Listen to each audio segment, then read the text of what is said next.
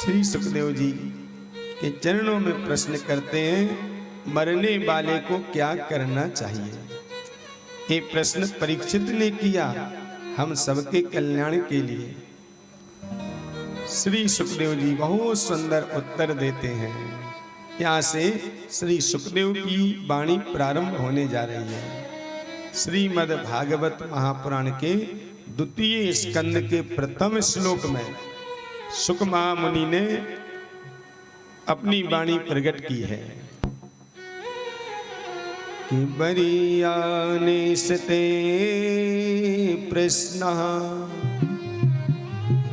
कृतो लोकहितं नृपा आत्मवित् सम्मतः पुंसां श्रोतव्या दिशुया परः। ते प्रश्ना वरीयान, यानी आपका प्रश्न जो है ना राजन, ये बहुत उत्तम है। वरीयान यानी श्रेष्ठ, उत्तम, अच्छा प्रश्न किया। किस प्रश्न का महापुरुष जन प्रशंसा करते हैं।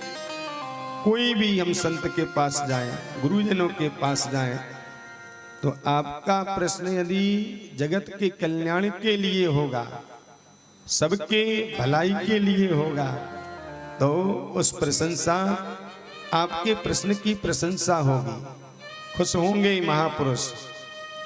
परीक्षित ने लोक हित का प्रश्न किया। संसार में जो आते हैं सबको मरना पड़ता है, सबके सामने मृत्यु आती है। इसलिए सुखदेव जी कहते हैं, ते प्रश्ना बरीयान, आपका प्रश्न श्रेष्ठ इसलिए है क्योंकि आपने जगत के कल्याण के लिए प्रश्न किया। आपका तो कल्याण होगा ही। लोक हितम नृपौ, लोक हित की बात पूछी है। सबको मृत्यु आती है, सबके लिए ये बात अच्छी है जो आपने पूछी। ऐसे प्रश्न का अभिवादन होता है, समाज में वंदन होता है ऐसे प्रश्न को जो प्रकट करता है।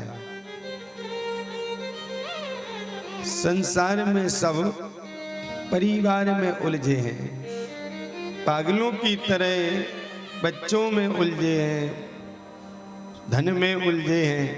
यही तो पागलपन है। इस संसार की दलदल से यदि भगवान की याद में मन लग जाए, भगवान की ओर बढ़ने लग जाए मानव, उसका कल्याण जरूर होता है। लेकिन संसार के लोगों की आयु लगभग 100 वर्ष की है परीक्षित, और 100 वर्ष में भी 50 वर्ष तो चला जाता है आधा समय सोने में। कि निद्रिया ह्रियते नक्तम् निचवा वयः दिवाचार्थे हया राजन कुटुम्बे भरणे निवा। आधा समय सोने में और आधा समय खाने में, यही तो करते हैं हम लोग। यानी रात्रि में सो गए और जगह सुई लग गए नौन तेल के चक्कर में, परिवार के लालन पालन में, अपने गृह कार्यों में। सब किस लिए परिश्रम कर रहे हैं? लेने के लिए, खाने के लिए। इसलिए राजन,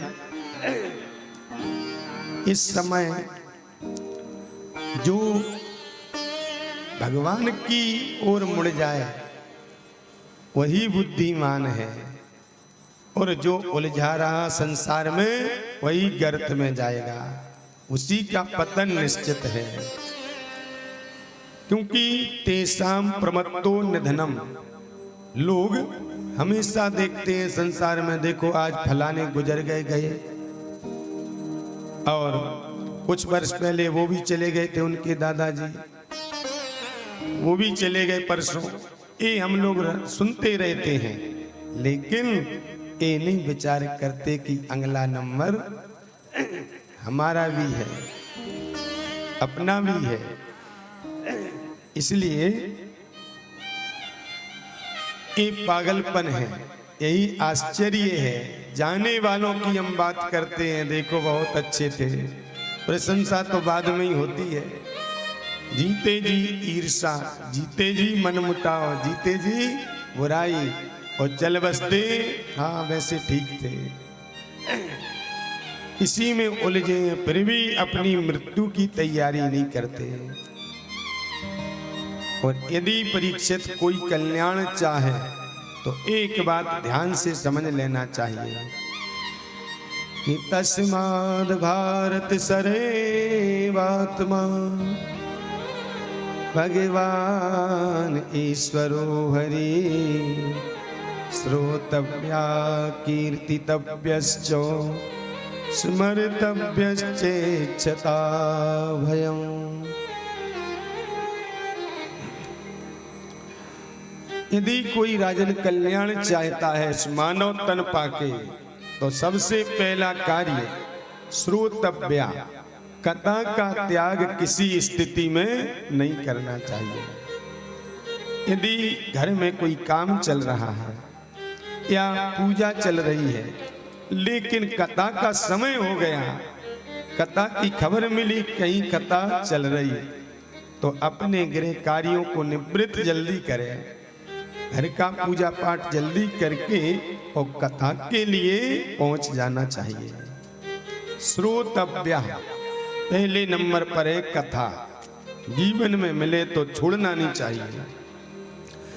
दूसरी बात कही है, कथा यदि कहीं नहीं हो रही तो कोई बात नहीं, जहाँ कीर्तन गाने वाले मिले मंदिर में, परिवार में, तो कीर्तन भी करें समय समय पर। और कीर्तन वाले भी नहीं मिले तो भगवान का एकांत में जो कथाएं सुनी उनका चिंतन करे, परमात्मा की लीलाओं का स्मरण करे। चौथी बात कहते हैं श्रोतव्या कीर्तितव्यश्च। चौथी बात बताई, कीर्तन और स्मरण और कथा जिसके जीवन में आएगी, तो चतुर्थ बात कहते हैं कि जीवन में किसी भी वस्तु का, किसी भी काल का भी भय नहीं रहेगा, भय समाप्त हो जाएगा। जो इन तीनों को मात तो देगा, मौत का भी डर नहीं रहेगा उसको, कभी भी आ जाए कोई परवाह नहीं। और जीवन का उद्देश्य, जीवन का लक्ष्य और जीवन की सफलता ही क्या है? जीवन उसी का सफल माना गया है जिसको मृत्यु के समय, मौत काल में, मृत्यु काल में भगवान का नाम जिह्वा पर आ जाए, हृदय में भगवान की कोई कथा प्रसंग आ जाए और भगवान का स्मरण, यानी मति, मन और बुद्धि भगवान में लग जाए, मौत के समय उसका कल्याण निश्चित है। जन्म लाभा परा पुंसाम अंते नारायणा स्मृति, यहाँ स्पष्ट सुखदेव जी कहते हैं जीवन का, जन्म का परम लाभ तभी है तब अंतिम समय जब मौत आए सामने और तुम दुनिया वालों को ना देख के भगवान को पुकारो, हे मेरे मुरली मनोहर, हे सुदर्शन चक्रधारी, हे ठाकुर बांके बिहारी, अब आपकी बारी है। जब तक ये मनुष्य शरीर में मिला, आपने दिया, कथाओं से प्रेम किया, आपकी याद करी, अब काल समय आ गया है, मृत्यु सामने है, आपको ही मुझे अपनाना है। मृत्यु देवता लौट जाएंगे। दुनिया की दृष्टि में पंचभौतिक शरीर भली मर जाए, लेकिन आप आत्मा रूप से बांके बिहारी की गोद में खेलते जाओगे, गोलोक धाम पहुंचोगे। जन्म लाभा परा पुंसाम, इसलिए अभ्यास करना चाहिए। अब कोई सोचे अंतिम में भगवान का नाम लेने से जब मुक्ति होती है, भगवान मिल जाते हैं, तो अंतिम में ही गाएंगे भगवान का नाम। तो ऐसी बात नहीं है। ये बात तो सही है कि अंतिम में नाम को लेने से उद्धार होता है, लेकिन अंतिम में नाम याद उसी को आता है। प्रभु की याद अंतिम समय उसी को आती है जिसने जीवन में भगवान के नाम, संतों की सेवा, कथा की महिमा समझी होगी। जीवन में ज्यादा से ज्यादा कथा का आश्रय लिया होगा, उसी को भगवान का नाम अंतिम समय प्रभु की कथाएं ही याद दिला देती हैं। भगवान का कोई ना कोई चरित्र याद आ जाता है। क्योंकि जो हम दिन में देखते हैं, क्रिकेट देखें या कबड्डी या कोई भी घर गृहस्थी का काम, तो जिसमें ज्यादा मन लगा रहता है दिन में, जहां मेरा मन भागता है वही हमको सपने में याद आता है। ऐसे ही होता है ना, जिसको आप ज्यादा याद करोगे वही आपको स्वप्न में दिखेगा।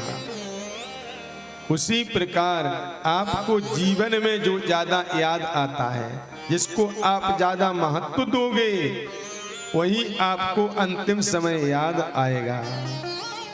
आप परिवार को ज्यादा महत्व दोगे, धन को ज्यादा महत्व दोगे, वही बात याद आएगी अंतिम समय।